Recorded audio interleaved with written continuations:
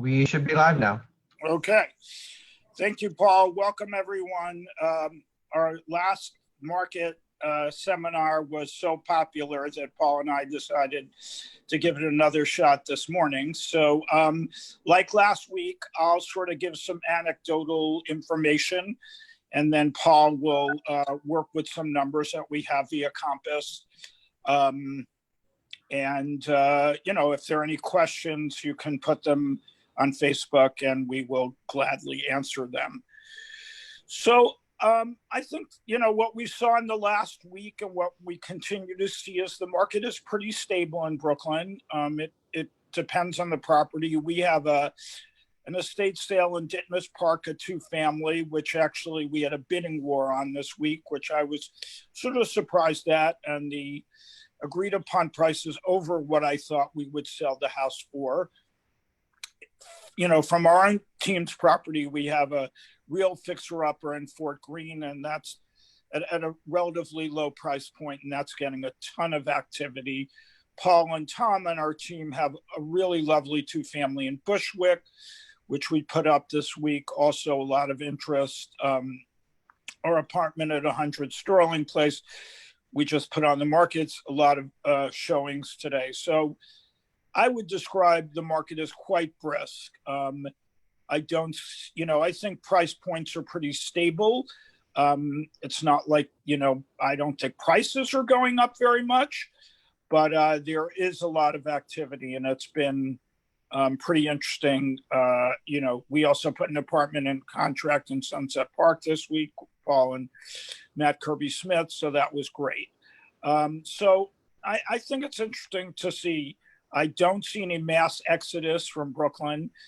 Maybe there's other statistics that'll show that, but that's not what I'm seeing.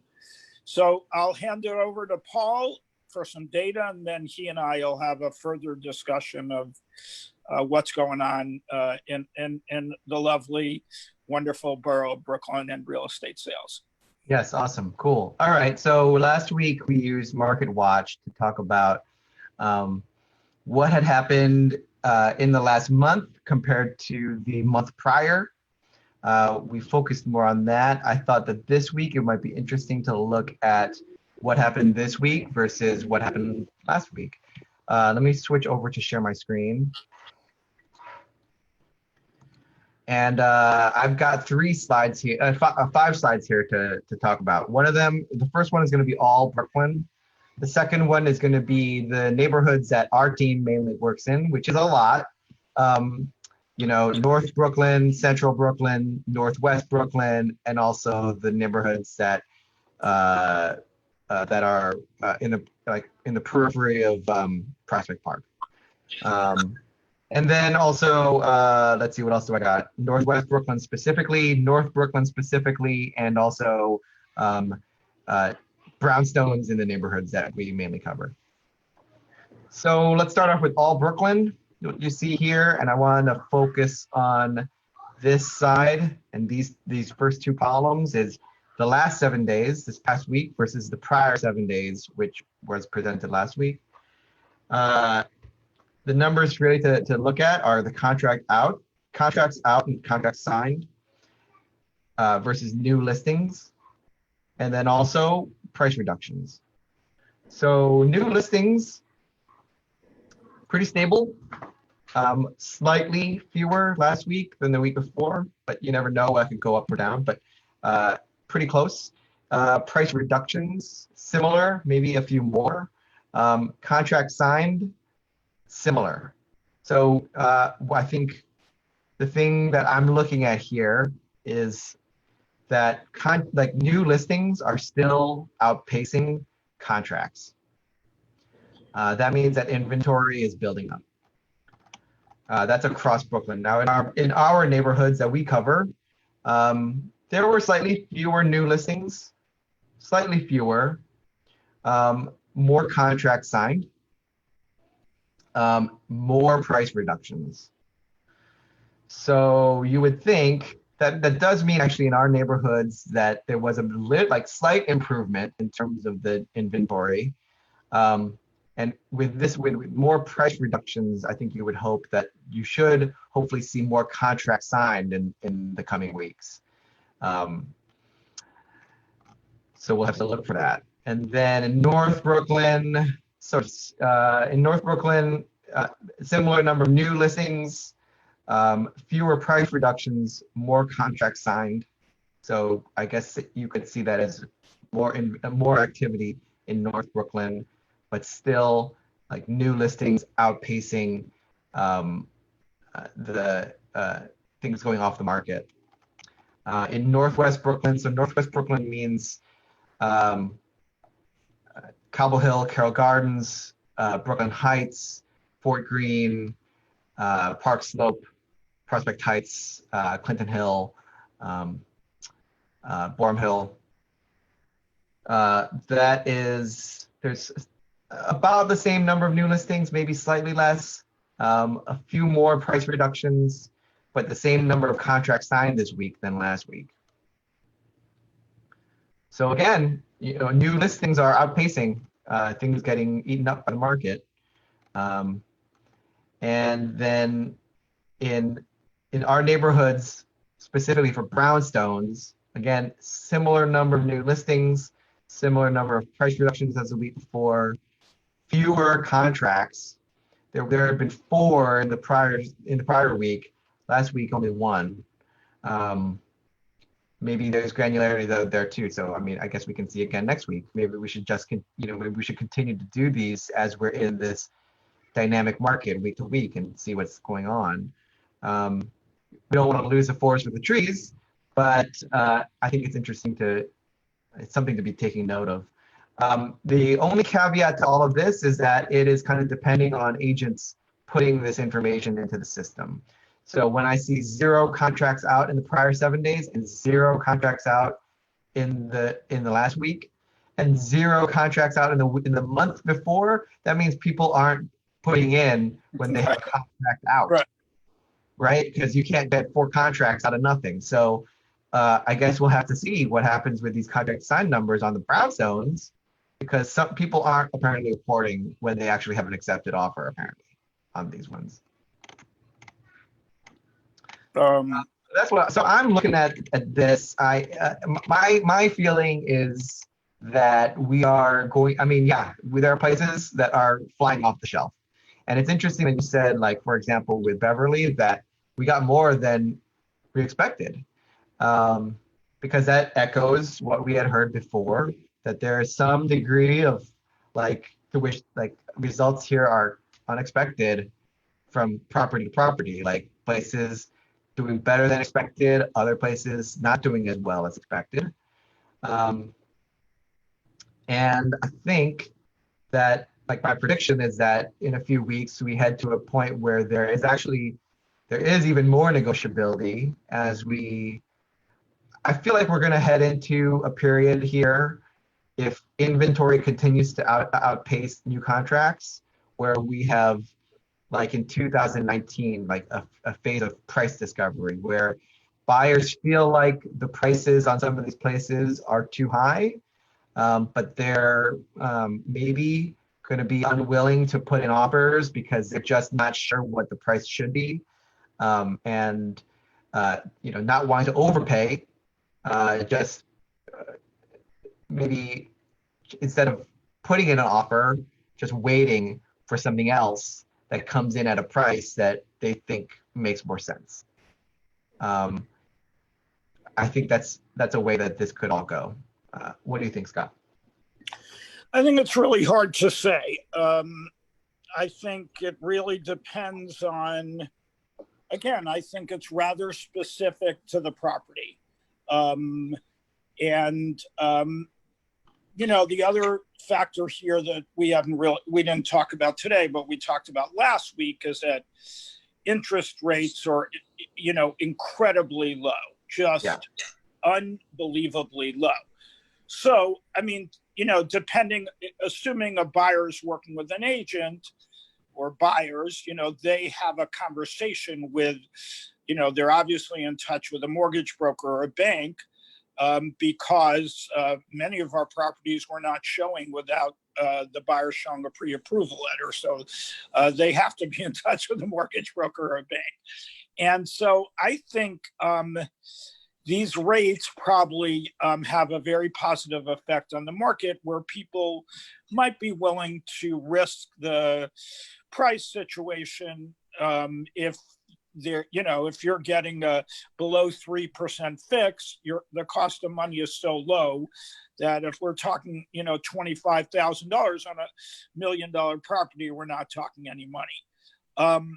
Yeah, I was thinking about that this morning too, about like interest rates and how, like, if somebody is getting a place now for the same price as it was in 2007, let's say for the same price it was in 2018, let's just say. Right. Maybe a little more, like slightly more, right? Let's say a little more. Yeah, but like the seller maybe is taking a haircut if they're going to sell it, but it's still pretty close.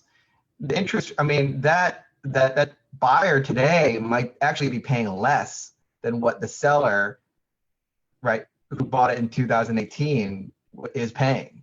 So actually, even though the purchase price maybe is higher, like, the actual cost of owning it is less. Right. And so I just went and I checked out. So this is Freddie Mac's website, right? This is Freddie's page, and this is the average monthly commitment rate and points on a 30-year fixed. All right, and this is just over the last 2 years. Okay. Yeah. Right. So the market dipped in, like, starting in July and August of 2018, right? And that's when interest rates jumped up. Correct. Well, this is probably on not on jumbo loans, but correct. Let's look at it anyways. So look, June 2018, the average monthly commitment rate was 4.5. And we know, I'm sure that here in Brooklyn with jumbo loans, it was lower. It was like in the high threes. Right. Maybe 4. Yeah. And, conforming loan rates are even lower. Like they've dipped more than jumbo loan rates have gone down, right? Because they're backed by Fannie and Freddie, and so the banks don't have to worry about the exposure so much. But I mean, look at this. I mean, this is crazy. From 4.57 down to 3.16 this month. Right. That's like huge. That's crazy. Right. No, I'm just saying to you, I mean, this is, we had this conversation last week, and I like this idea, Paul. I mean, I think for the time being, we should do this every Sunday because people want this information, and, we'll intersperse our Wednesday nights, so, something a little different. But I think that we'll see. I mean, as long as these interest rates stay this way, I believe the fall will be okay. Sort of what I said this last week. I said this to friends of mine on Friday. I think if Trump is still doing very badly in the fall, our market will be okay. If he seems to be reviving, I think people might be a little more frightened in New York to buy something. But I think if these interest rates stay as low as they are, I mean, this is very big. Of course, this market is so different. Never since I've been doing this do you see expanding inventory in July. It's unheard of. Yeah, because, this is usually the time when you see fewer listings and contracts going up. So that by the time we hit September, it's like a fresh market. Correct. So, this is all interesting. I mean, if you sort of just step back and, despite all the difficulties, and obviously we're going through a very difficult time, and I wouldn't minimize that in any way. And thank God we don't live in a state like Florida, that's for sure. But everything about what we're living through is new, and certainly it's not any different for real estate. And, there are ways you can argue that although it was more efficient in certain ways, that not having people just walk off the street into an open house is possibly a good thing. That we are really now only dealing with serious buyers. It certainly has changed the landscape of what's going on.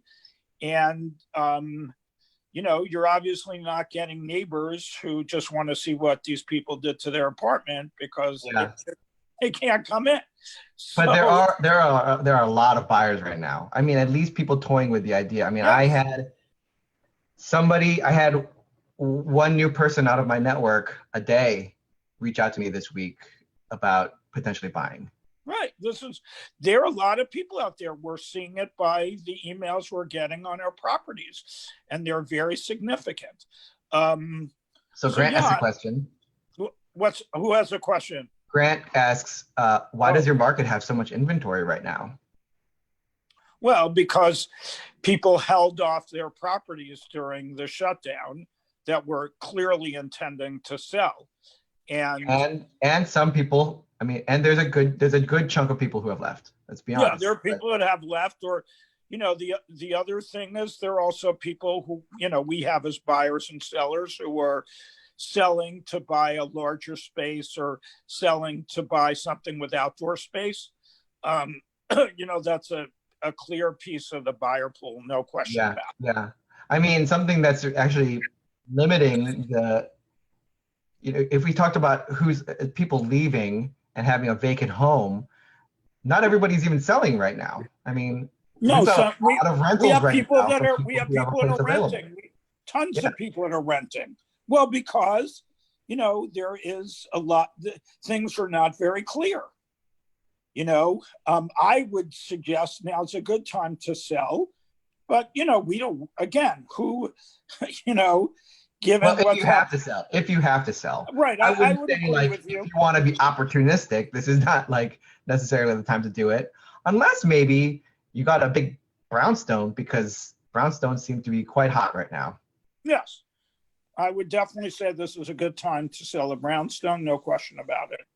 Or a multifamily, a two-family in most parts of Brooklyn. I mean, we saw that on Beverly Road. I mean, that is a pretty unique property, although it needs, a lot of updating. It is a very large property. The buyer who won for Beverly, are they going to use it as a single family, or are they going to rent out? I believe Danielle has dealt with the buyers, but I believe they'll use it as a two-family. Yeah, because that is a mansion if you use it as a single family. That is ridiculous. But I think they're keeping the rental space, but she would know better than me.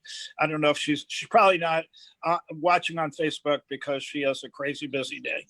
I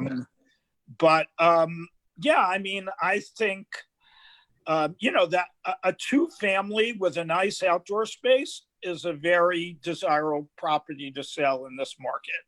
Totally. Because you have rental income and the cost of financing that income is so right, minuscule. Yeah. Now, Paul, changing the subject a little bit, because you've had some rental properties.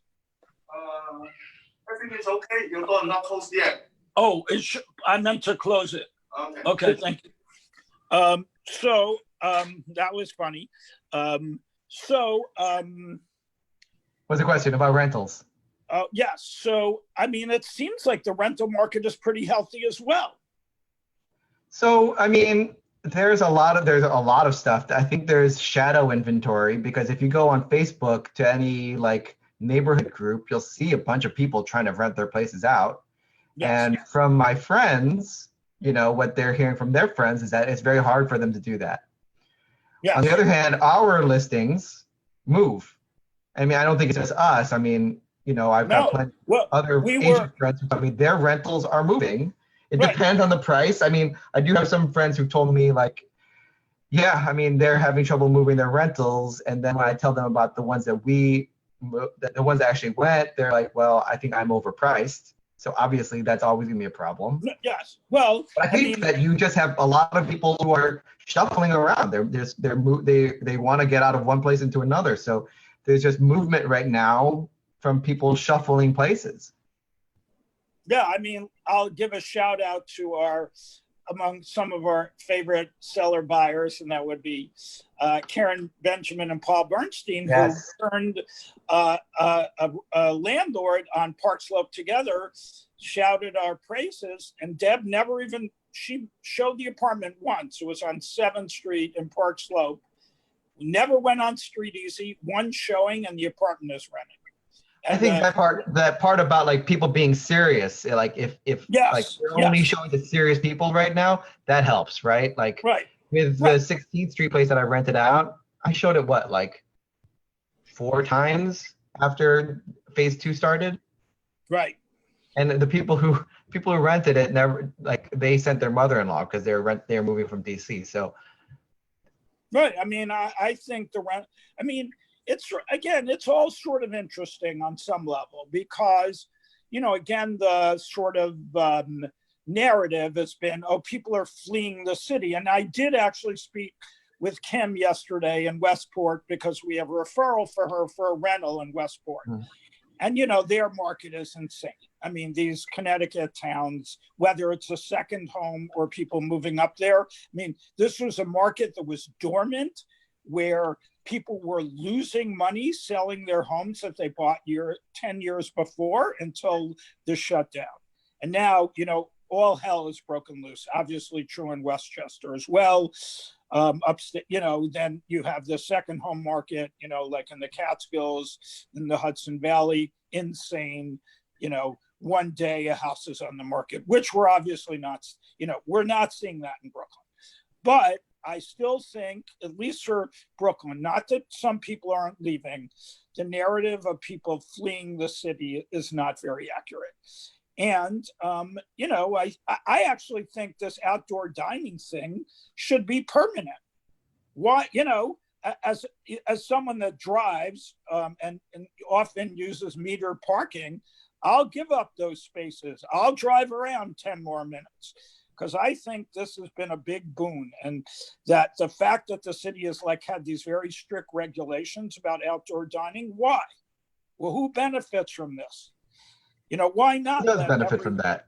No one benefits. Why not let last week when I was showing 58th Street, hopefully there's that apocryphal diner right near it on 5th Avenue in Sunset Park, which some guy's name I'm forgetting. I apologize. Wait, I don't 5th Avenue, what? Like in the 56 or Yeah. That's a good place. That's a good place. That place, and they were packed outside, and I thought this is just great. I mean, obviously, people's lives have been disrupted, and I'm in Boston, and you can eat inside in a restaurant, which I'm not up for doing yet. But there were people. I ate at this wonderful place yesterday, Democracy something on Temple Place. And there were people sitting inside. The tables were really distant. And this space actually would give me less cause for fear because that extraordinarily high ceilings and, was very open feeling. Mm-hmm. But Democracy Rising, I think it's called. So, which we are witnessing at the same time where Trump has federal agents arresting people illegally on the streets of Portland, which is just sickening. This can't be over soon enough. But I think the sort of, obviously, the whole reason why New York is such an exciting place, and Brooklyn as well, is because of its vitality, its street life. Definitely. I always say I could never retire in a place where you need a car, though I'll give Palm Springs maybe an exception for that. Not that I'm retiring anytime soon because I love what I do. But I've always lived in a place my entire life, whether it was where I grew up in Queens, where I lived in San Francisco, except for college, where you could walk to get a quart of milk. And to me, that's like an important value in my life. But I'm saying, I think, next summer, the city should have the same rules about outdoor dining. Let every restaurant in the city put tables out in the street. Why not? I think it's really a wonderful thing. And there, again, this has been a horrible tragedy. Although I've had my issues with him, I think Governor Cuomo on this issue has been amazing. As have all the Ned Lamont and Phil Murphy too. We're blessed in the tri-state area. Those numbers. New Jersey is doing really well in terms of COVID. New Jersey, he's amazing, Phil Murphy. He really is. My college friend is now the mayor of a shore town and was in meetings with him every Friday when they're reopening the beaches. And he said, I'm singularly just impressed with him. Any map that you look at that shows whether, cases are increasing or decreasing, New Jersey is the only state where they're like clearly decreasing. Even here in New York, it's slowly probably there's a slow increase. Absolutely. Very slow. And, that's why I'm glad we don't need to eat in restaurants if it's going to get people sick. Yeah. It's not necessary, if eating inside. I see we're sort of getting pretty close to the end. Do we have any more questions? Oh, good question. Grant he noted that out there on the West Coast, they're seeing rents relaxing with more vacancies appearing. Interesting. I've got a few people who are moving here from San Francisco. They want to be in a real city. Paul, you did say that. Yeah, you did say. Well, look, San Francisco, when in the Bay Area, they call San Francisco the city. And when you're in New York, they call Manhattan the city. But what's really the city, right? I hear you. And, it reminds me of, I think it's awesome. I think anybody who's moving here now is awesome. I agree with you. Look, I've lived through a lot growing up in New York. I lived through the blackout and the riots. I lived through 9/11. I lived through Superstorm Sandy. And, people always count New York down and out. And, like a phoenix, we rise after every significant, difficulty. So, Jake Dobkin from Gothamist, he had this article like several months ago, and he said, I pulled it up because some people think it is obnoxious, but it's like, it's New York obnoxious. He goes, and I'm not a lifer. I've been here for 20 years, but I can't claim to be from New York. But he goes, you might as if you're contemplating leaving, you might as well clear out and make room for people who will appreciate the city more than you do. They're probably more interesting anyway. Moving to New York during or after a pandemic is a pretty ballsy move that shows the kind of spirit that we lifers look for in your arrivals, which is great. I think it's amazing. On that note, I think that's a great way to thank everyone for joining us. Again, if you have questions, you can always email us at the scottkleinteam@compass.com. I'll throw in another plug that, I think Paul and I would agree one of the greatest things we did was bring ourselves over to Compass last year. It's just an amazing place to be.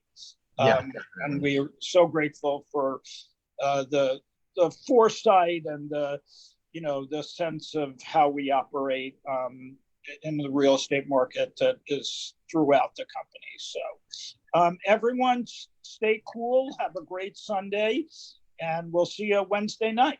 Okay. Well, what do we have on Wednesday night? We don't know yet. So if anyone has any ideas, email us because we haven't put anything up yet. I have some ideas. I have some ideas which I'll talk to you about later, Paul. Okay. All right. Bye. Bye-bye.